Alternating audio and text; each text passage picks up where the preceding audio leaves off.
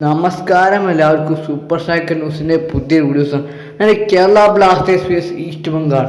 ISL Kerala ബ്ലാസ്റ്റേഴ്സിന് 17 പോരാട്ടമാണ് നടക്കാൻ പോകുന്നത്. ഇത് ബ്ലാസ്റ്റേഴ്സിന് എടുത്തുള്ള ബ്ലാസ്റ്റേഴ്സിന് ഒരു ഹെവി മത്സരം വെക്കും. ഈസ്റ്റ് ബംഗാളിന്റെ ഹോം മത്സരം കൂടിയാണ്. ഈ ഒരു മത്സരത്തിൽ കേരള ബ്ലാസ്റ്റേഴ്സ് ഇറങ്ങാനുള്ള സ്റ്റാർട്ടിംഗ് ലൈനപ്പാണ് ഞാൻ ഈ ഒരു കൂടി പറയാൻ പോകുന്നത്. തമ്മിൽ കൊച്ചി ജവഹർലാൽ നെഹ്റു സ്റ്റേഡിയത്തിൽ വെച്ച് നടന്ന മത്സരം 2-1 കേരള ബ്ലാസ്റ്റേഴ്സ് വിജയിച്ചൊരു മത്സരമായിരുന്നു. കേരള ബ്ലാസ്റ്റേഴ്സ് ലാസ്റ്റ് നോർത്ത് ഈസ്റ്റുമായിട്ടൊരു സമനില വൈകിയാണ് വരുന്നത്. ഈസ്റ്റ് ബംഗാളാണ് SC ഗോവയായിട്ട് ഒരു പരാജയപ്പെട്ടിട്ടാണ് അവർ കേരള ബ്ലാസ്റ്റേഴ്സ് ആയിട്ട് നേരിടാൻ വരുന്നത്. അവരുടെ പല സൂപ്പർ താരങ്ങളും ഈ ഒരു മത്സരം കളിക്കത്തില്ല എന്നുള്ള റിപ്പോർട്ടുകൾക്ക് നമുക്ക് നിലവിൽ കിട്ടുന്നു. അവിടെ പല സൂപ്പർ താരങ്ങൾക്ക് പരിക്കാനുള്ള റിപ്പോർട്ടാണ് നമുക്കിപ്പോൾ നിലവിൽ കിട്ടുന്നത്. ഇവർ തമ്മിൽ 8 മത്സരങ്ങളാണ് ഇന്ത്യൻ സൂപ്പർ ലീഗിൽ കളിച്ചത്.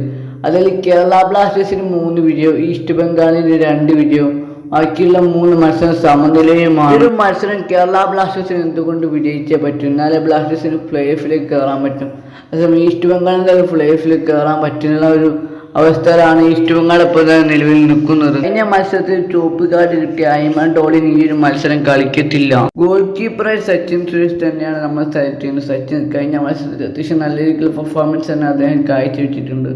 ഇപ്പോൾ ഡിഫൻസിലേക്ക് നോക്കുകയാണെങ്കിൽ മിലോദ് ദിഞ്ച്, ഓർമ്മിപ്പാൻ സന്ദീപ് സിംഗ്, നവോച്ച സിംഗ് യെല്ലോ കാർഡിന് സപ്പോർട്ട് ചെയ്യാൻ കഴിഞ്ഞ് ഇറങ്ങുന്ന ഒരു മത്സരം കൂടിയാണ്. ഈ 2 ഡിഫൻസീവ് മിഡ്ഫീൽഡേഴ്സ് ഫ്രെഡി ലാലമാവിയ അതേപോലെ തന്നെ ബിപിൻ മോഹനെയാണ് നമ്മൾ സെലക്ട് ചെയ്യുന്നത്. സെൻട്രലായിട്ട് അഡ്രിയാൻ ലൂണയും പിന്നെ 2 വിങ്ങുകളിലായിട്ട് കോറോ സിംഗും അതേപോലെ തന്നെ നോവ സദോയി, അറ്റാക്കിംഗ് ആയിട്ട് ജീസസ് ടിബിനിസ് എന്നിവരാണ് നമ്മൾ ഈ ഒരു ലൈനപ്പിൽ ഉൾപ്പെടുത്തുന്നത്. ഈ ഒരു ലൈനപ്പ് ബ്ലാസ്റ്റേഴ്സ് ഇറങ്ങുമെന്ന് നമുക്ക് ഉറപ്പില്ല.